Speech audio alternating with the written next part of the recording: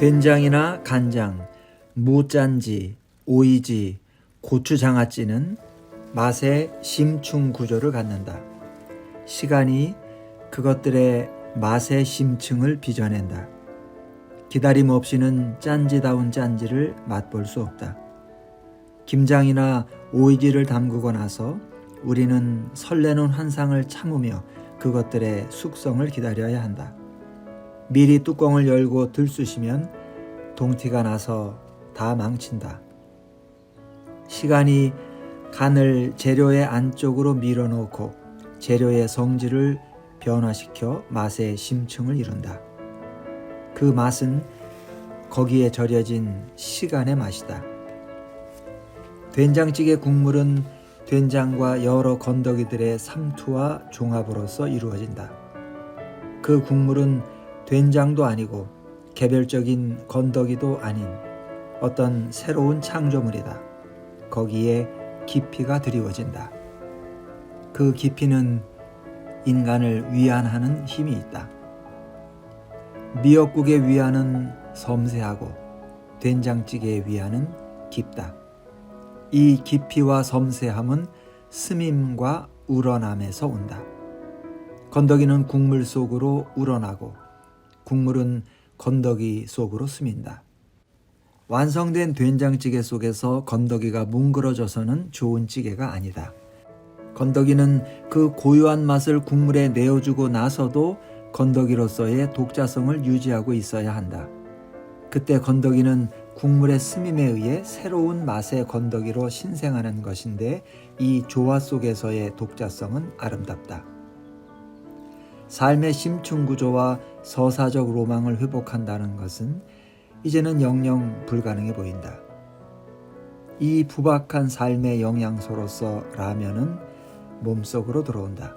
시간의 작용이나 기다림, 환상, 스밈, 우러남처럼 삶의 깊이를 가져오는 기능은 음식에서조차 사라지고 있다. 내가 사는 동네에는 짬뽕이나 짜장면 한 가지만 파는 전문 식당이 있다. 이런 식당들은 거의가 24시간 영업을 하고 있고 손님들은 대부분 젊은이들이다.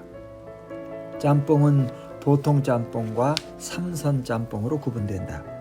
삼선 짬뽕은 보통 짬뽕보다 1,500원 내지 3,000원쯤 비싸다. 이 두 등급의 짬뽕에서 면이나 국물은 다 똑같다. 베이직은 같고 건더기만 다르다.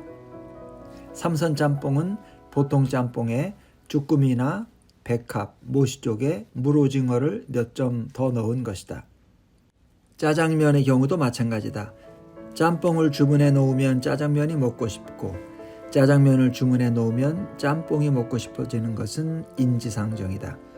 이 두 가지 시장기 사이에서 자기 분열을 일으키면서 주문을 바꾸는 손님들은 흔히 있다. 그러나 번복이 너무 늦으면 조리가 이미 시작되어서 바꾸어 줄 수가 없다. 그래서 식당 주인들은 그릇을 두 칸으로 나누어서 한쪽은 짜장, 한쪽은 짬뽕을 담아주는 새로운 메뉴를 개발했다. 이 획기적인 메뉴의 이름은 짬짜면이다. 짬짜면의 값이 짬뽕이나 짜장면보다 비싸지는 않다. 짬짜면에는 삼선이 없다.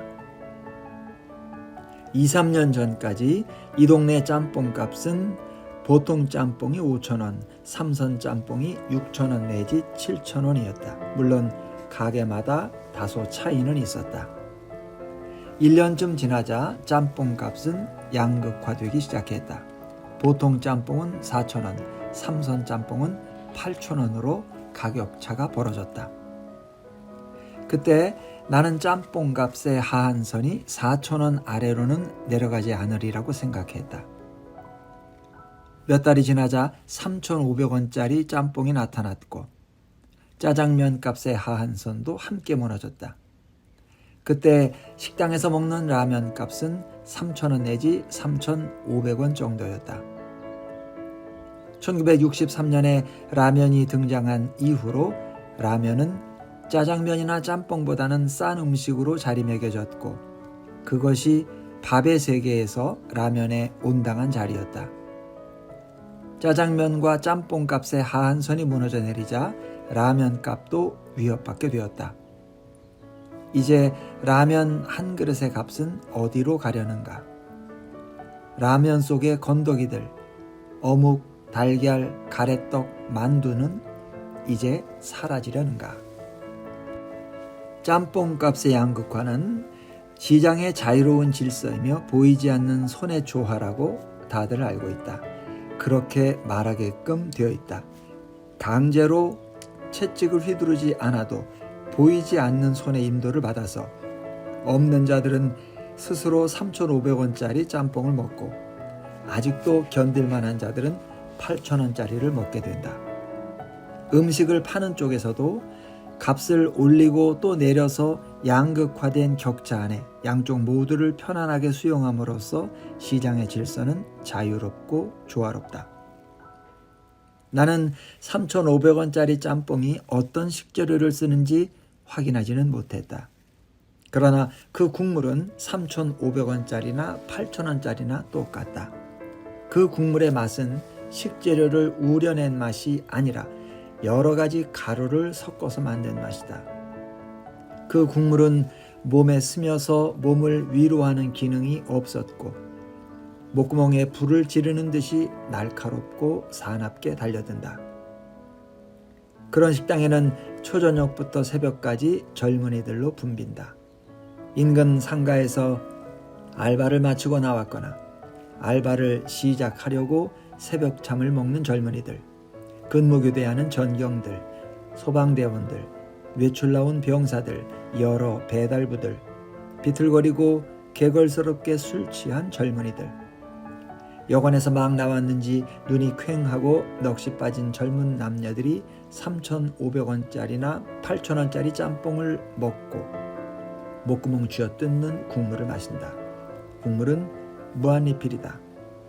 일회용 컵에 담아서 얼마든지 가져다 주는데 대부분 한 컵 이상 마시지 못한다. 배달통을 든 젊은이는 도시락에 밥을 담아와서 짬뽕 국물에 말아먹는다.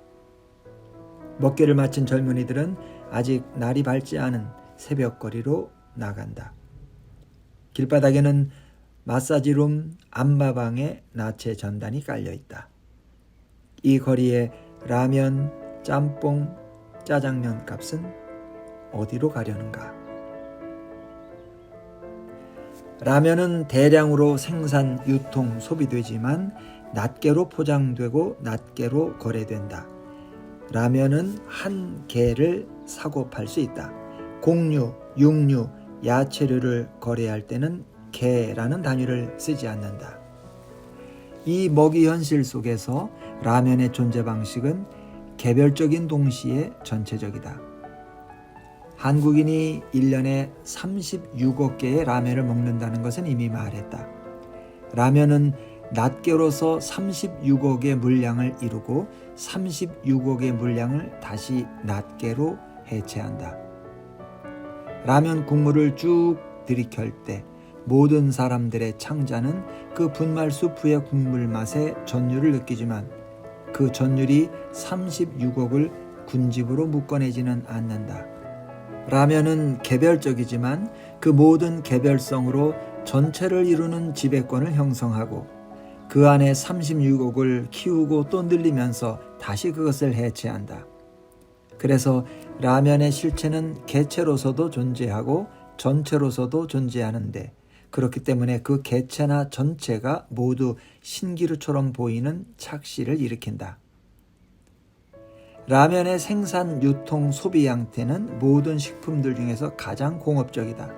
이제 과수농업이나 축산업, 양식업은 제1차 산업이라기보다는 공업의 생산 방식으로 전환되었다.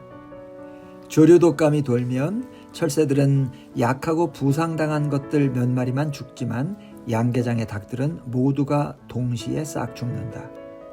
양계장의 닭들은 공업적 틀 안에서 사육되고 그 형질이 유전되어서 생명체로서의 독자성을 상실했기 때문에 강하거나 약한 차이가 없이 모두 다 일제히 이탈자 없이 싹 죽는 것이다. 나는 이 이야기를 여러 전문가들한테서 들었다.